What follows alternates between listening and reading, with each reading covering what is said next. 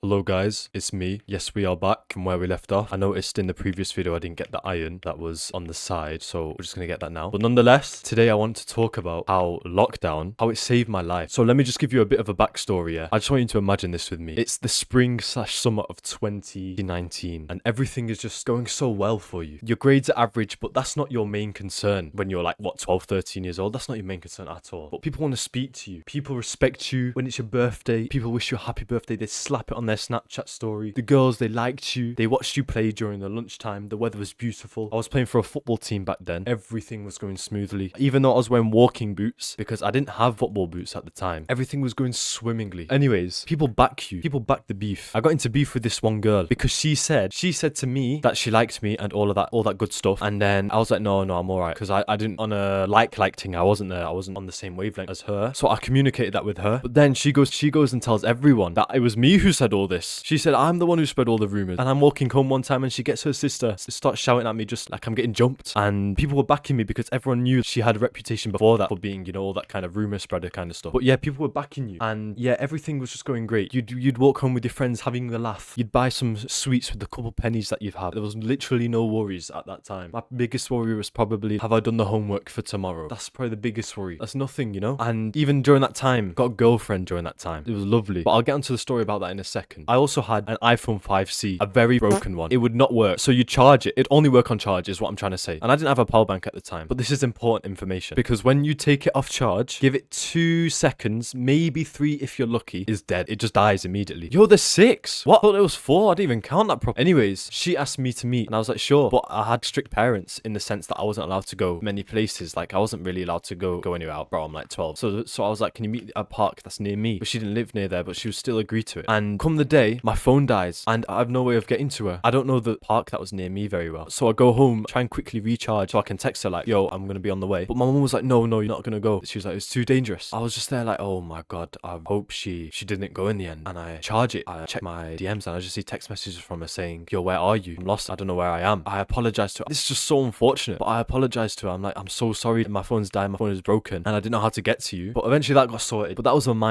like a minor incident. I'm glad she was very forgiving about it. Then come the summer break and things are going fine. You know, no one's got school, so we're not seeing each other no more. I go to Turkey for a week. Everyone's wishing me, you know, have a fantastic time in Turkey, have a lovely time, all that kind of stuff. People wishing nice things. But I didn't have Wi-Fi there. But I didn't know that I wouldn't have it there. It said it on the hotel description it would, but it was very weak to a point where I couldn't use anything. So oh, wait, let me go back up. No, actually, I don't need to go back up. Let's make a base here. So anyways, I'm in Turkey. No Wi-Fi. It was fantastic time. Amazing time that I had. I don't know if it was for 1 week or for 2. I think it was like 10 something days. I'm genuinely not sure. So I'll just say 10 days. But I'll get to see my grandma for the first time in many years because she managed to get to Turkey as well. It was great. But that also means I couldn't really text anyone and I couldn't let anyone know like, yo, this is the situation. So then I come back and my phone's also broken now. It used to just work when it's on charge. Now it does not work at all. And for 2 weeks, I couldn't even get a replacement. So I was essentially deviceless apart from like my laptop for 2 weeks, so I couldn't communicate to anyone. And I get it replaced eventually, yeah. I'm assuming everything is still swimmingly going well. But I break up with the girl that I was with. But at the time, looking back,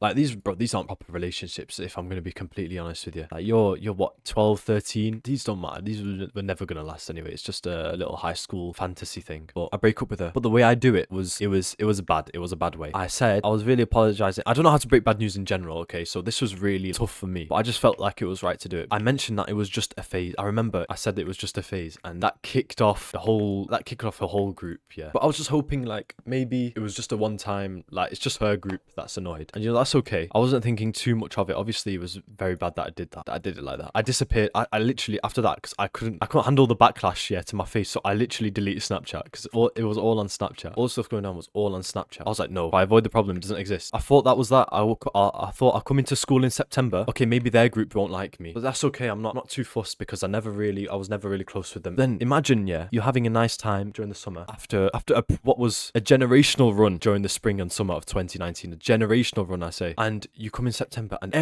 everyone just suddenly hates you. I kid you not. Not even, I'm not exaggerating. Everyone. It was the worst thing ever. This is the closest thing to rock bottom if I've ever seen it. People are shouting names at you. Like, we're playing football at lunch. Usually that's nice. Usually goes well. But no, people are trying to hit me with the ball. The goal is there, but no. I guess I'm a better target than the goal, so just go for me instead. And this has an effect on poor 13-year-old me. So I'd always like be walking home like just upset. I remember there was this one guy who was the main perpetrator, one of the main ones. I'm walking home. He says to my friend, and he just starts laughing. He's like, "Yo, why does everyone hate this guy?" And he just starts laughing like, bro, like, as if he wasn't just adding the most fuel to the fire. So that was that. But it was so bad. I'd be walking home every day with some kind of injury. Like, if they weren't hitting the ball at me, I'd get hit instead. I'd get slide tackled even if I didn't have the ball. It was just crazy. It was just stupid what was going on. I remember I got removed from all the group chats just all of a sudden. And then I asked like, why? I asked the owner of the group chat, and he was like, oh, someone else is admin. And I checked on another guy's phone who I guess I wasn't friends with, but well, I am now, but I wasn't friends with him at the time. It was just like a neutral thing. And I just see the group chat. He's still admin. Like, the guy just lied to my face. And I remember, and I saw the text after I got removed. It was like, one of them said, I'll never like that guy anyway. Bro, we were best friends. We were like fingers crossed. We were like that for the whole year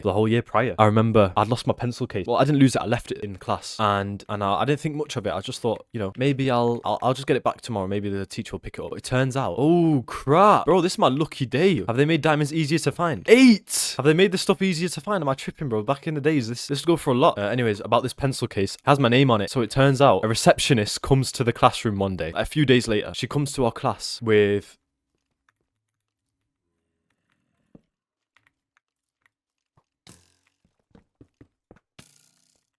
yo. Hold on. She comes back.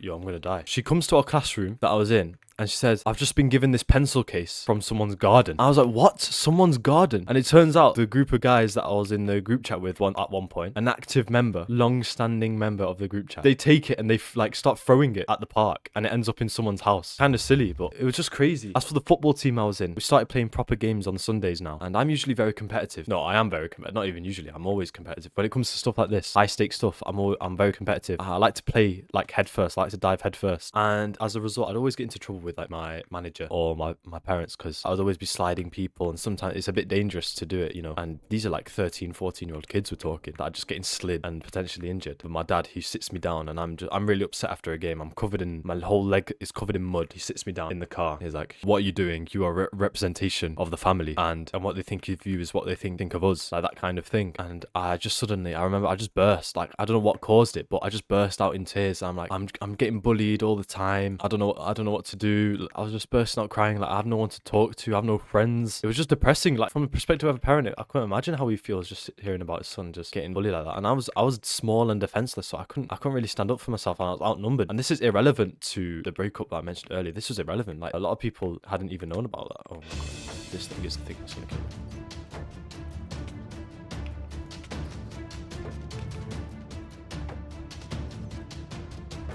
Am I tripping?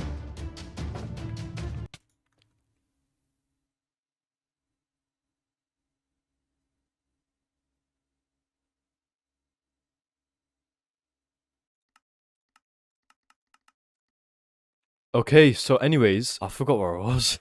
I was talking about how like I had no friends and like no one liked me. I was just venting to my dad because this is all just pent up over so many months. I was just tired. Oh, this biome is so dead. How does one even live? And he was just like baffled. Like, I don't think he could have expected it. This whole like cycle of getting injured, getting hit, getting names shouted at, just getting pushed about, being alone. Yeah, it was just on repeat for months and months and months. And then come the announcement of this big dangerous particle that has traversed the world and swept the nation. And again, I don't think much of that because our prime minister says just say happy birthday while washing your hands, and that's done and dusted. No more buffoonery. So what is this? What is this? A chest? All I care about. Got a pickaxe, mate. What if I die again? Do I have to fight someone? Yo, let me create myself. Oh, I want to mind that oak, bro. So anyways, different days, same stuff is going on. I'm just getting sick and tired. Like, I just hate my life. I just cope by drowning in music. It was so bad. It was horrible. Drowning in music and games. Then I hear of this lockdown that's happening, and it's like March time, and my teachers are like, oh no, this is not happening. Like, just wear your mask and sanitize after you finish your classes. But then it happens. It was just like a sigh of relief. School is closed. No one's there to bother me. No one's talking to me. No one's doing nothing to me now because you can't even go outside. So it was just fantastic. Like, oh my god, that is where I just just could finally have a break from everything. There was no football anymore. It was great. It was just training once in a while. Actually, it was a few months before we had training even. So I could finally chill. And that is what kickstarted like my fitness journey. All that bullying, all that hurt. I was just a defenseless little kid who couldn't do anything. I was outnumbered. I was outstrengthed. The strongest guy in the whole year. He was the main guy against me. It's funny because like that guy's like my closest friend now. One of my most closest friends. But after so long, finally, you know, finally is all I got to say. So that was that. That's what kickstarted my journey. So we come back to school. It's many months later, like a year later. No, is it a year later? It's like 6 months later. September, from March to September, 6 months later. I really want to explore this. Yo, chillax. But yeah, we come back, like things are getting better. Things are slowly recovering. Like, I was getting stronger. I was getting bigger. I was getting smarter as well. Like I think that year, that was my lowest, my absolute lowest. My lowest in terms of grades as well. Like I was achieving the same as the dumb guy, you know? I had nothing to my name. There's literally nothing to my name. So it just sucked. Everything just sucked. But when lockdown came, finally could just mind my own business. I started going on Fiverr and doing freelancing stuff. So I started learning new skills. It was good. It was probably the best time. And yeah, you come back. Sometimes you have online lessons, but you know, your friends, people have like looked over the past and stuff. Sure, there's still some, you know, stuff going on here and there, but at least you have people to speak to and spend time with as opposed to just being alone the whole time. So it was like a turning point. If it continued like that from September to March and no lockdown, bro, I'd be in the gutter. I'd actually be in the dumps. So yeah, that's the story of how just lockdown just saved my life. In the next video, we're going to explore that cave. I know I barely did anything in this one. But I don't even know if I'm going to upload this. Like, this story is, like, it was kind of crazy. And also, my story sounds kind of crap. So, like, I don't know. What the fudge is this? Golden chicken. Rotisserie chicken, bro. Okay. Okay. What are some key takeaways from today? Yeah, things will get better. Things will genuinely get better. Don't know when, but they will. Like, you always gotta have hope. And in times like this, you are your best company. You know, you can't rely on other people. You can't be a people pleaser because people can just switch up on you, like just like that, like within a click of a finger. And when that happens, you really have to be your best self. That's the best form of, I guess, revenge. Success is the best form of revenge, but is it really revenge? I think it's just doing good for yourself without a care for others. I wouldn't call it a revenge, but nonetheless, we're here now. It's just water under the bridge now. But that is the story.